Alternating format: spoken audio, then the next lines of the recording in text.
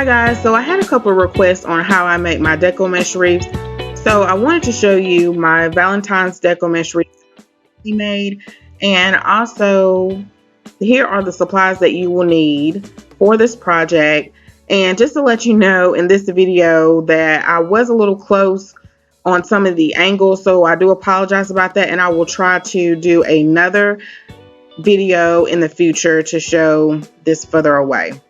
So here's the Deco Mesh Reef. I picked this up for $1.99 at Michael's. It shows here that it was a Christmas Deco Mesh, but actually you can use this for Valentine's because it's red. I also like to use the ones that have the threads close together and it has like the shimmer in it. And also I had this reform for a long time. I got it from Carolina Pottery. You can also get them at Michael's, but I don't think they're as thick as this. And you can also use a reform and use pipe cleaners as well and create your own reform as well.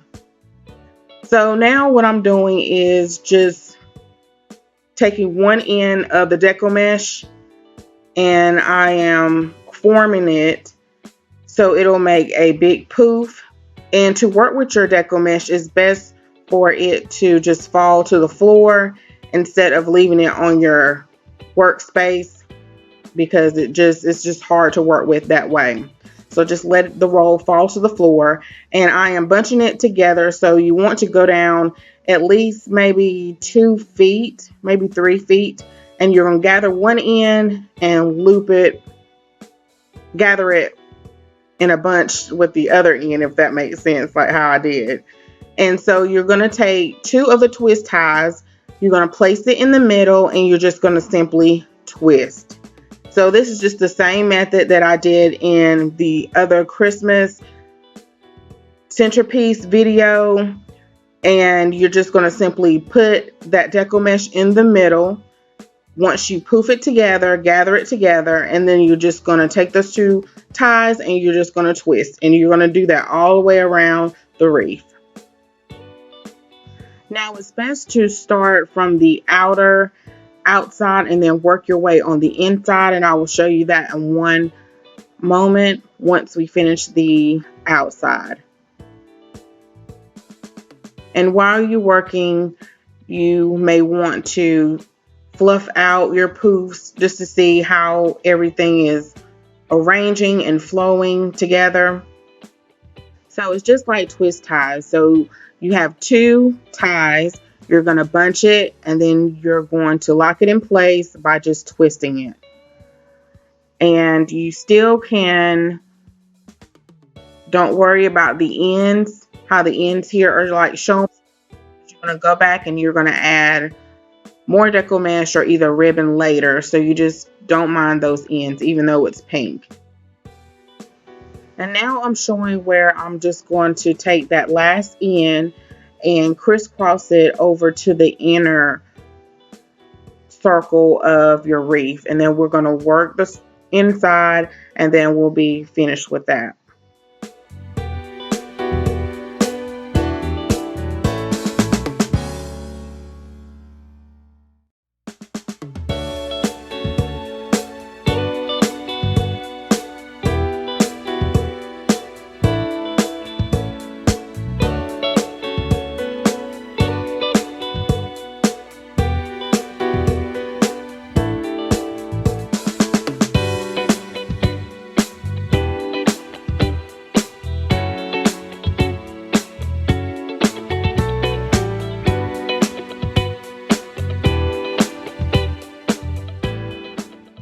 And here is the wreath all completed with the main deco mesh.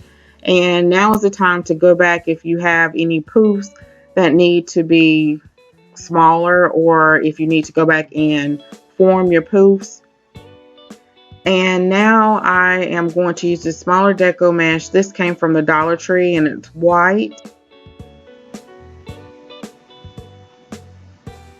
And I'm also going to use this ribbon that I picked up from Michael's. It was 40% off Valentine's, and I like the stripes with the hearts. And I am going to take my deco mesh, the white mesh, and I'm going to create one poof. I would say about 6 inches, and it's best to start where you last ended with your wreath, just in case if you're going to use a bow, and that would be a good place to cover up where you start and where you ended. So I'm taking those end ties that was sticking up, and I'm just opening them back up and adding this white deco mesh. And I'm just forming and draping my deco mesh. I'm not exactly making a full poof, but I am loosely draping it over the top of my red mesh. So the next section, I'm going to open up those ties again, and I am going to place the white mesh into that tie, and then I'm going to twist it. And I'm just doing like a draping effect over the entire wreath.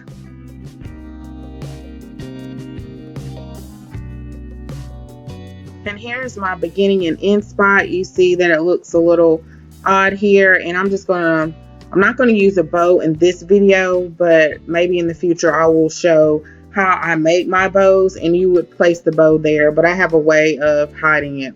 So I'm just taking my ribbon here and I'm making strips out of it, and then I'm gonna go back with this other ribbon, and I'm gonna make strips as well. And I'm just simply measuring them so they can be equal. They don't have to be the exact same size to a T.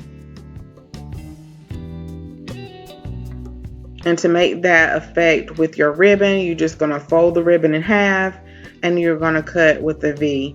And you can also cut it the other direction, but I really don't like that style too much, where it looks like a point, but I like to use this method better. And I love to use more than one ribbon, usually when I'm doing a wreath or a bow. Usually with a bow, I like to do 3 different ribbons.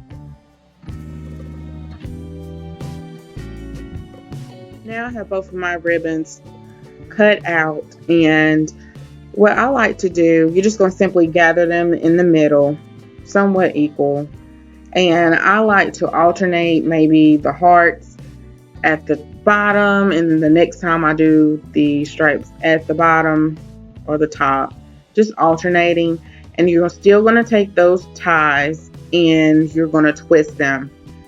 You can actually twist them with just one tie and just wrap it around, or you can do the twist method like you did before with tying the deco mesh.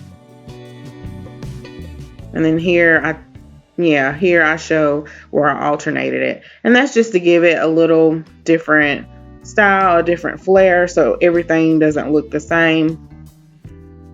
And I think here I'm just going to take one and twist it.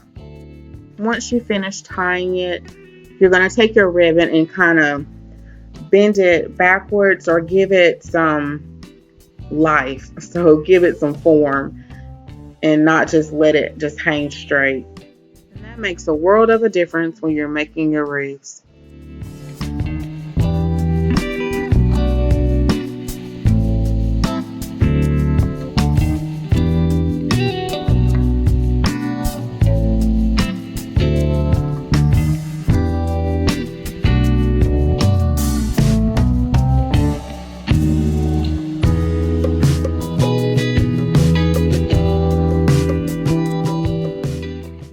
This heart garland to drape along the wreath as well throughout, not the entire bunch, but some of it.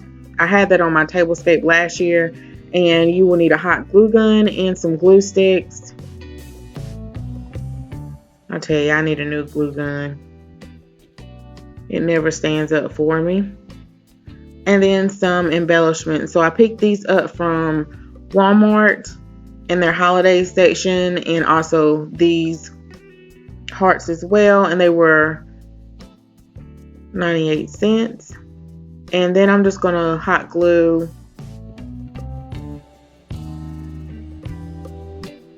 this heart to the reef. And one thing about deco mesh is that it sticks really, really well. So once you decide what spot you want to place it down, make sure that's the spot because you won't be able to get it back up. And I am gently just pressing the heart down with the deco mesh without burning my fingers. And also with your embellishment, guys, this is the time you want to go back and cover up those pieces that may be sticking out from your ties. So that's a great way to cover up all of those points of where all of your little twists are showing. And now I'm taking this love chalkboard sign. It's really lightweight and I'm going to hot glue each corner. And if it's a little bit heavier, you may want to use twist ties or wire ribbon to tie it to somewhere on the reef, but I'm just going to use hot glue because this is super, super light. And I'm just going to hot glue each edge, make sure it sticks really well. I had to do it at least twice, but after the second time, it's not going anywhere. And here is the finished product of the Valentine's Deco Mesh Wreath. And I didn't show on camera, but I just hot glued those little embellishments on the wreath. You want to make sure that they are symmetrical all the way around, that you don't have all of the same colors or the same patterns all bunched up in one area. And I like the finished product. I posted on Instagram of a wreath that I created last year. It only cost me $1. This one was because it was some leftover deco mesh that I used for my Christmas tree and some pink deco mesh. So even when it loses its form, you can always take the mesh off and create a new wreath. So guys, I hope you enjoyed this video. Thanks so much for watching and I hope it was helpful for you. See you in the next video. Bye bye.